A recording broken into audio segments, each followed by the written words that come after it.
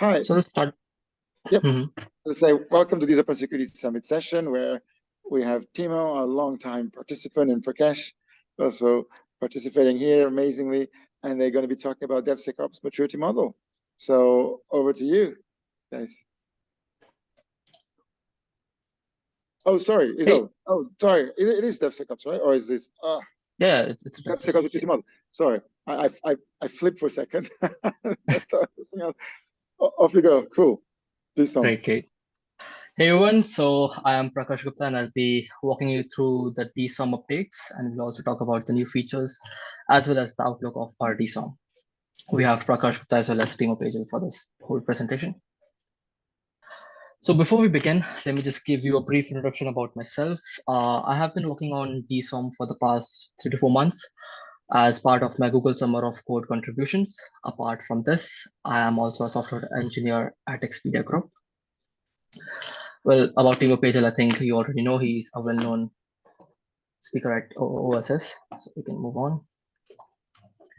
So let's talk about the agenda which we have over for our DSOM presentation.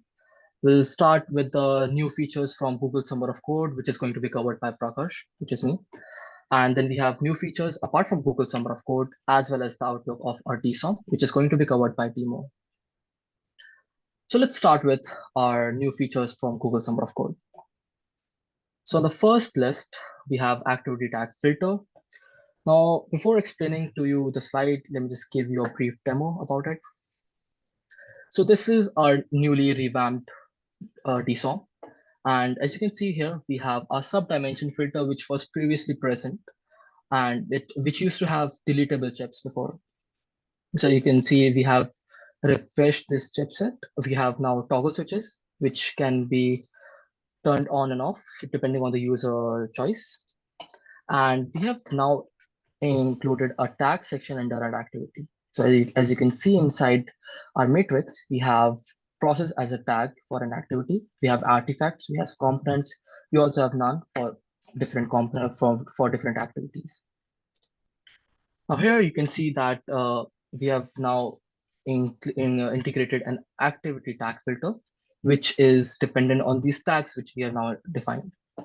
So these tags, for example, if I am the user and I just want to see the activities which does not have artifacts, so I can just click on artifacts, and all the activities which does not have artifacts are going to be removed, and I can only see the activities which are turned on in the activity tag filter.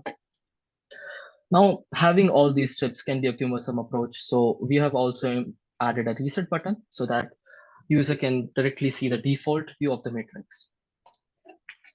So this is about the activity tag filter. Oh, I'm sorry, if anyone has any doubt, please feel free to interrupt me in between and we can take that out right here. So instead of having deletable chips, we have implemented our toggle switches. We have also added tags into our activities, and we have now created another activity tag filter, which you can see right here. We don't need to see the demo here, so let's move on. So this is the second, this is the second part of our GSOC contributions. So overlay for activity view. Now previously into our implementation levels, we used to have all these activities.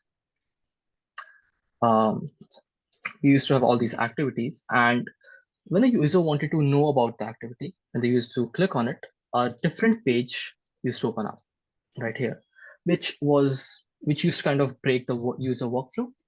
So instead of that, we have defined an eye icon here. So when the user clicks on that eye icon, they can see the details of the activity as part of an overlay. It's just right there. It does not break the user workflow. It's already present. In the top, you can see it's the dimension of that activity. We have the sub dimension, and then we have the activity name, and we have all these parameters of these activities. We have also included the tags if the user want to know which all tags fall under that activity. We have also done that. So these are all the activities which are here. This is the part of overlay. To open the overlay, we can click on the eye icon, which is going to be present along all the activities on the right hand side. Cool. So this is about overlay. Let's move on. Let's move on to the teams component. So this is, I think this is going to be the major part of the Google Summer of Code contributions. We have included two different concepts, team and team groups. So previously, the whole DSOM was created on a single user approach. Now we have included teams and team groups into this. So into the menu bar, when you can see a teams title here. When we click over it, we have a list of teams. So these are all the teams which are present by default. The user can change it in the YAML file here. So we have three teams right now: default, B, and C. So these are all the team list. Now about the team groups, the team groups can have multiple teams under them. So it works like a department for them. So we have three team groups here. We have group A, we have group B, and we have group C. So in the group A, we have default and B.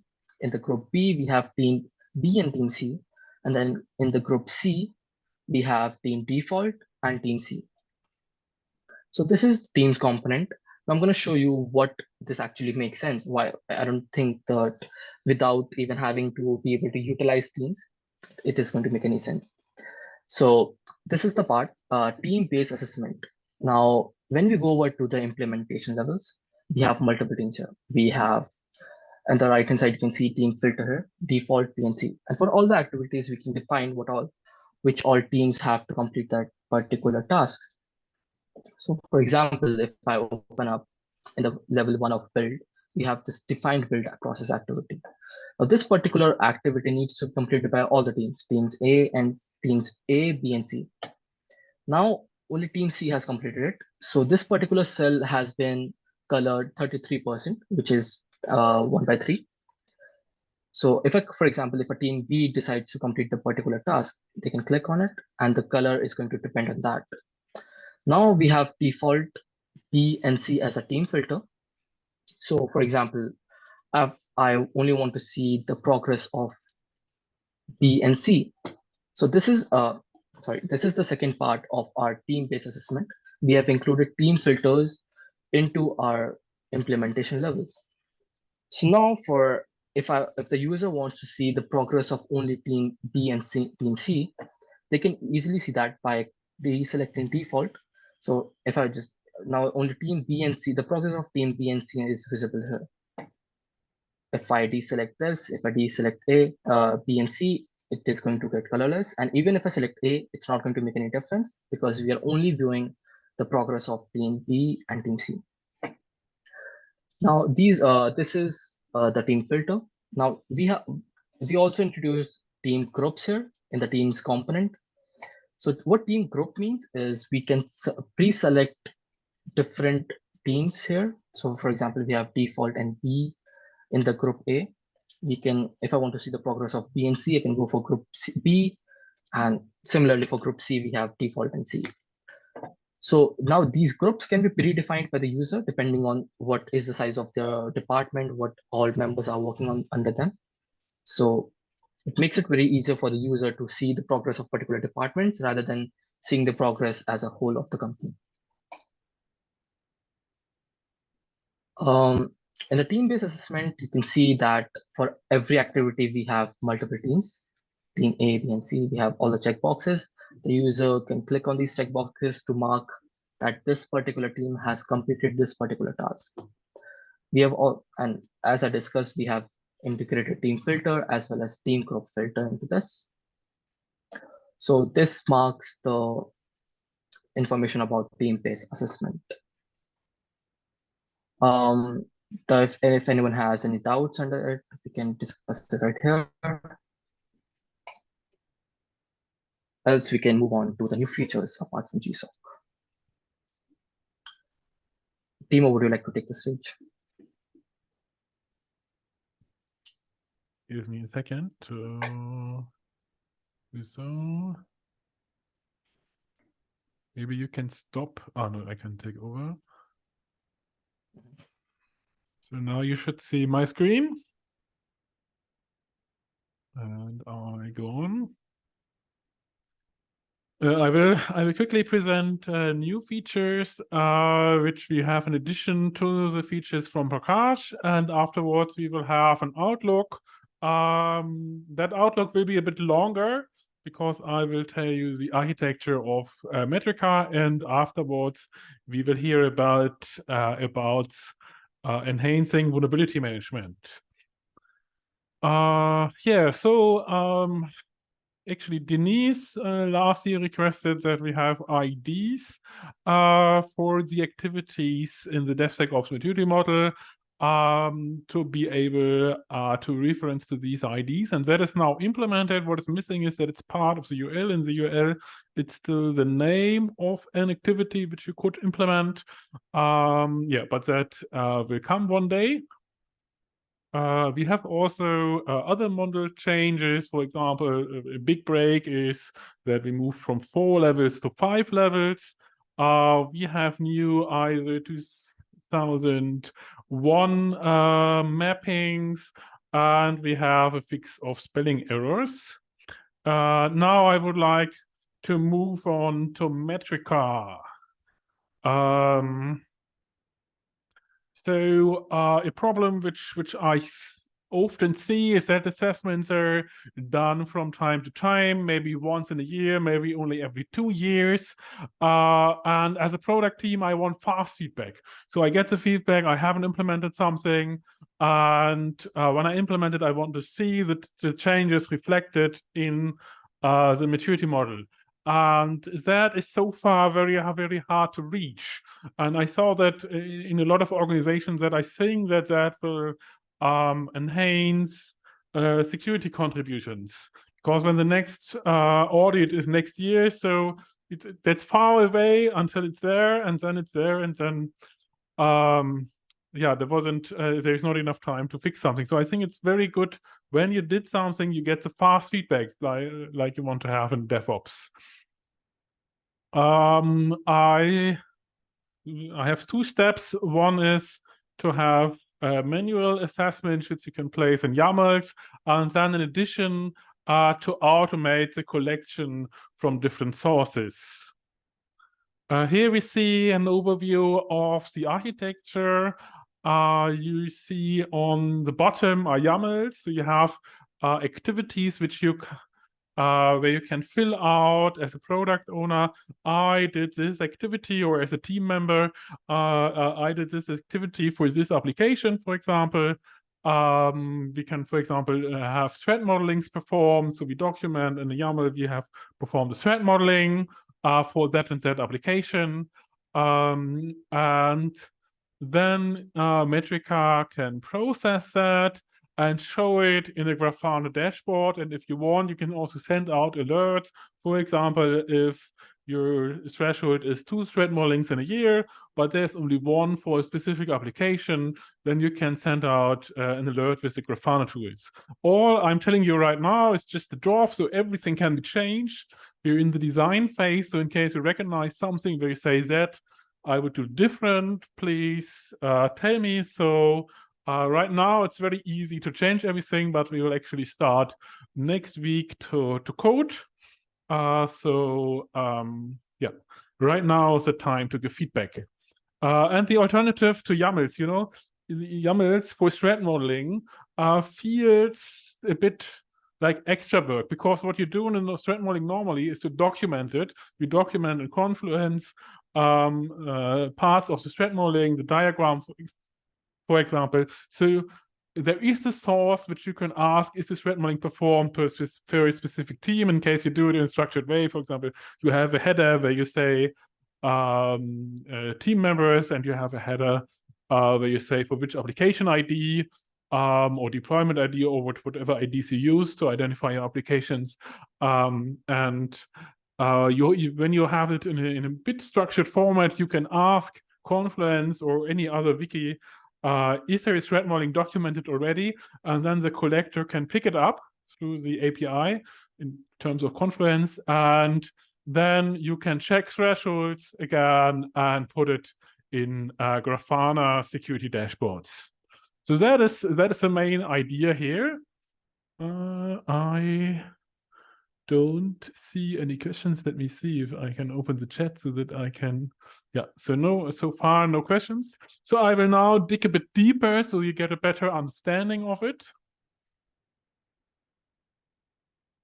So this is how I envision what I also have seen already in different companies, that you have an application YAML, for example, and a Teams YAML for application-specific activities, and then you have a team YAML in a folder in Git, in the Teams folder in Git, and all activities from the team inherit to the application. So an activity which is team-based is, for example, a security champion. Thus, this team has a security champion, and in case yes, it inherits to all applications of that team. So let us stick to the threat modeling example.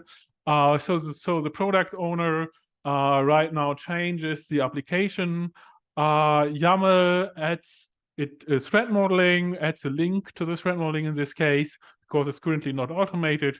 Then the product owner pushes the changes to a Git repository under the control of the security team of that organization, and then the product owner creates a PR for this change. Afterwards, the security architect can review this and approves or denies. For example, the security architect could perform a check if the link to that documentation is accessible for the security architect, or he or she can review the threat modeling if it's sufficient, and then you can show the changes on a security dashboard. Now we dig a bit more in the architecture, and in order to be able to zoom, I use Draw.io here directly. So in Git, we use GitHub as our source repository and our build platform.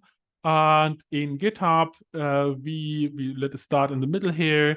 We will build the needed components like a statistic generation module, the collector, and the Grafana dashboard. I will tell you afterwards why that is needed.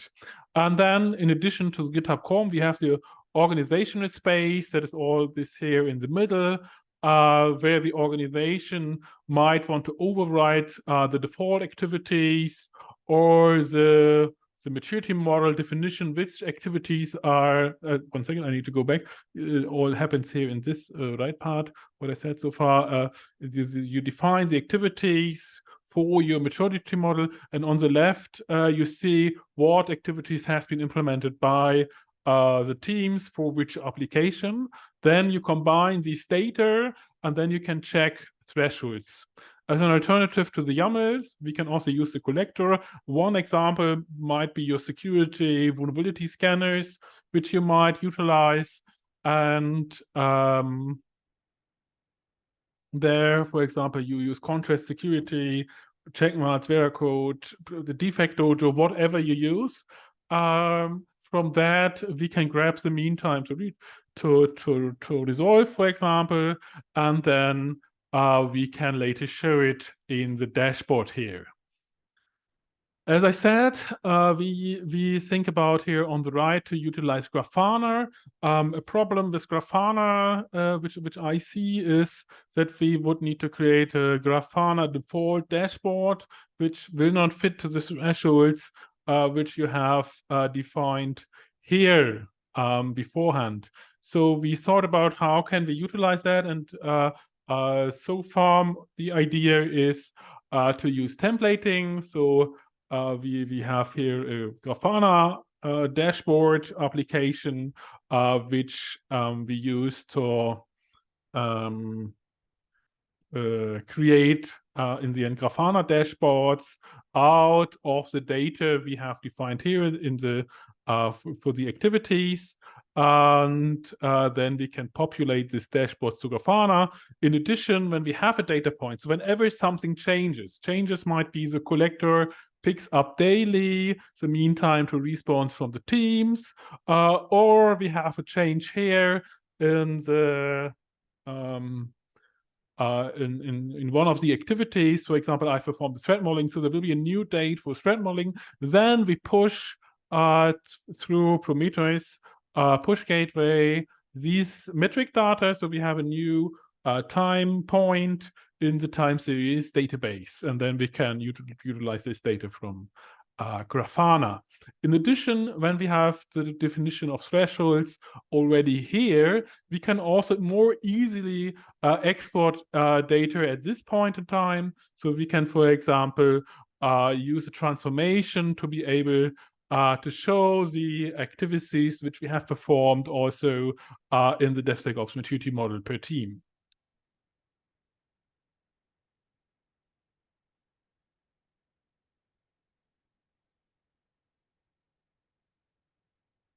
All right. So I go back. I have to add, it's not a silver bullet because still people need to perform threat modelings, right? So people and processes is a thing you really need to tackle. It just enables you to do it in a better way from my point of view. People still need to understand that they update these YAML files.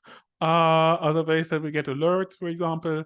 But maybe they create a filter and route the alerts and spam box. So you need to have work to, cultural work to let people understand why they have to do it. That is something you cannot outsource.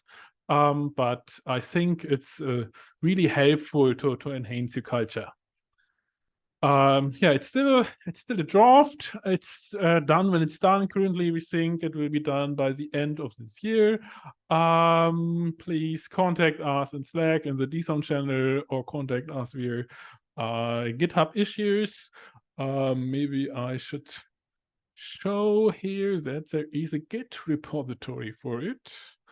Hello. And that you find here. So, that's also a change. Beforehand, the DevSecOps maturity model repository was under my name. Now you see it's under DevSecOps maturity model organization, and we have here Metrica. And in Metrica, currently, as you see, we only have documentation. We just have documentations about the architecture. We have architecture decision records here. So for the YAML, we have defined here how these YAMLs are structured. This is the one the teams fills out, or the product owner fills out for his applications. So we have here the API version, a kind, and then application settings, and then we start with the activities. And here's, for example, conduction of threat modeling on technical level. As I said, very important is that we have a date, so we know when it happens. Currently, I haven't planned that we have quality criteria or something, so you just have a title, and then you might have links.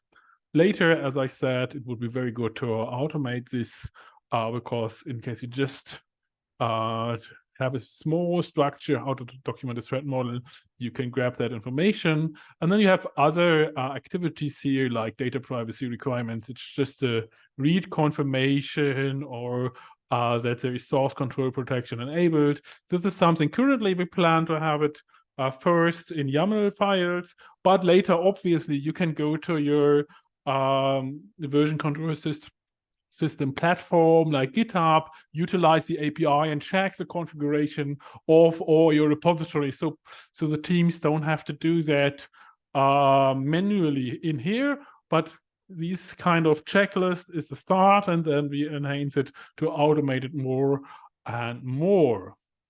I should also mention the sponsors. So currently, I am building this with Access Switzerland. So they are the main driver of this. They are also sponsoring development resources, but obviously we hope that by making it open source, that other people will join and contribute different features. Go back to the diagram. For example, everything I marked blue here will likely not be sponsored by Access. So tools like Defect Dojo, for example, and will likely not be sponsored by access Switzerland. So that is something where we could need help. Or also here, the Teams communication currently is not planned, or other exports. Exports mean that when there is an alert, for example, that you haven't performed threat modeling within the last year, then you might want to have it in your vulnerability management system or in your incident management system, depending what you're utilizing there, and then you have there in the finding. All right. Let me go down a bit to the definition. So this is what you document as a product owner. And now let us come to what you document as a security architect for your maturity model. Here is an example for conduction of simple threat modeling on technical level. Then you can define components. For example, that there should be an array with a title inside, with an object title, which is string, a date as a date, and again an array for a title as a string and a URL as a URL. Then you have the levels, so your desired level in your application security maturity model, and then the threshold. So the threshold here is a date. There should be 10 dates for the last 365 days. So that is very optimistic, I would say, 10 threat modelings for one application, but that is how you can define it. You can also reduce the value here in case you think 10 is too less or too much. Then we also want to populate that data to Grafana, so you can define the diagram type, the chart, and you can add Grafana information, mainly no, I think in case you have diagram chart here, you don't need this information. This all comes from the top here. Yeah, oh, I didn't push this. I changed it, but I didn't push this. Said Timo. Yeah, okay. I am currently not sure if it's the right way to do it so generic, so that you can really combine everything you want to. That makes it a bit more complex in the development process, makes it very adjustable later for organizations. That's why we defined it like this. But on the other hand, sometimes it's better to just define in Java, threat modeling is like this, and don't let you define all this. But we said it's better to have this very generic, then we pick it up and you can define your own activities, because everyone will define these activities different. At least there will be different names, and you have different thresholds, different attributes you want to ask for. So that's why we make it so generic. And then out of this, we can generate a schema definition, so that when a product owner will update the YAML, it will directly tell you if that YAML is conform to the schema. So far, I don't see questions in the chat, so I will continue to talk. I think here we mostly saw everything which is important. Now, maybe this here is also nice. The required level. So you saw in the definition of your maturity activities, you need to define a level, and that level. In that level, you can define, for example, you want to have a pen test yearly and a pen test yearly on your level 3. On level 1, you don't have a pen test because it's instantly. That's something I saw very often in different organizations. And like that, you can also, because you have this pen test 2 times, you can define applications on level 2 should perform the pen test every 2 years, and on level 3 every year. So you have different thresholds for these 2 different activities. Okay.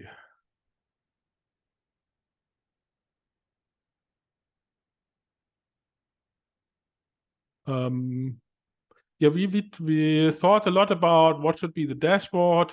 As I said, in the end, we came up with Grafana because we need something where we can show metric data.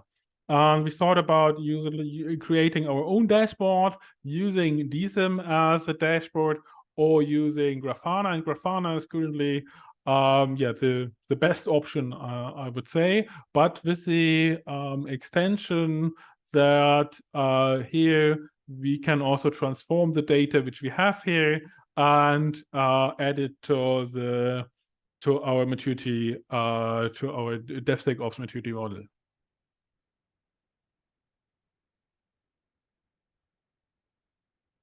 All right, I think that's all I can tell you right now. In case you have any questions, please do not hesitate to ask. I'm also open for calls in case you want to have an extra call. I think currently you are not allowed to talk, so you would need to write. In case you want to talk, maybe we can enable you to talk. So just ask me here or ask me later. Now we come to the last update. That is that we currently work on the merge with the vulnerability management framework. Francesco Maker is the author of this vulnerability management framework. We performed so far a mapping. We defined what we need. So he said he really needs 5 dimensions. So that was 5 levels. That was a kickoff that I moved from 4 to 5 dimensions. I wanted to do this since long, but yeah, now it's implemented. Also, we said we need different tags. So that's why also we implemented the tags feature. Currently, there is on all activities the non-tag in the production version, but we will change that soon. All right, so this is the end of this talk. Do you have any questions?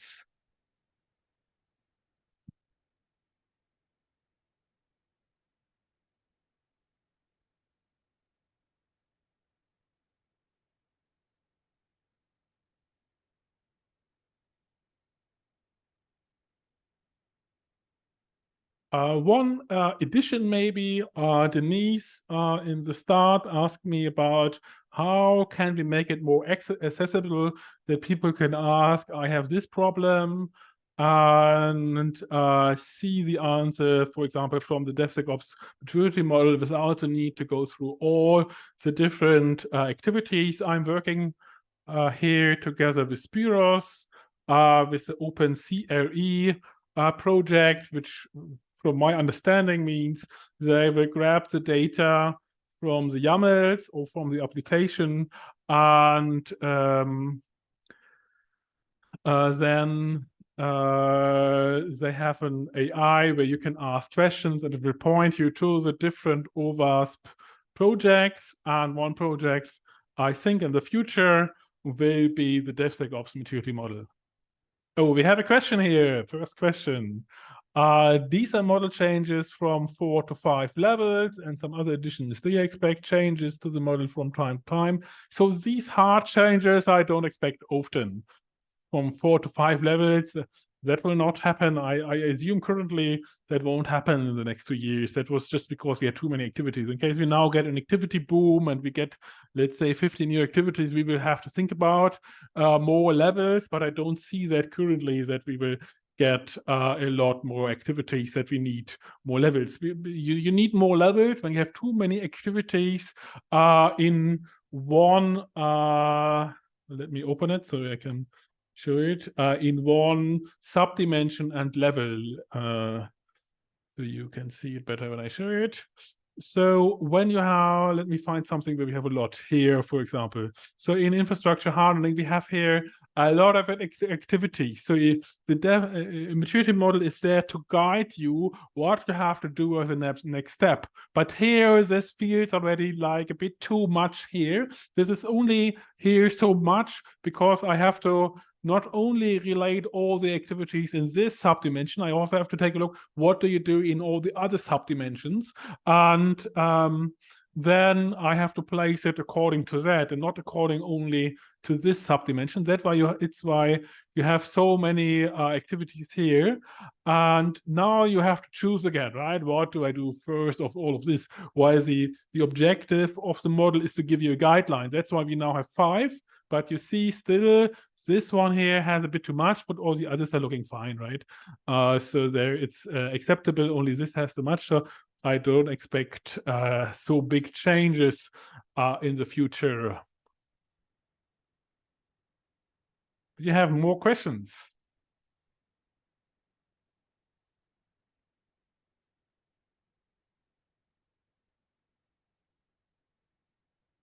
Okay, I stop the recording.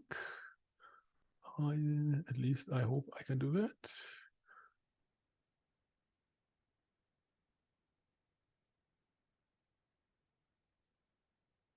So recording now is not stopped. Do you want to copy to cloud recording? If yes, you will receive an email notification when the cloud recording is ready.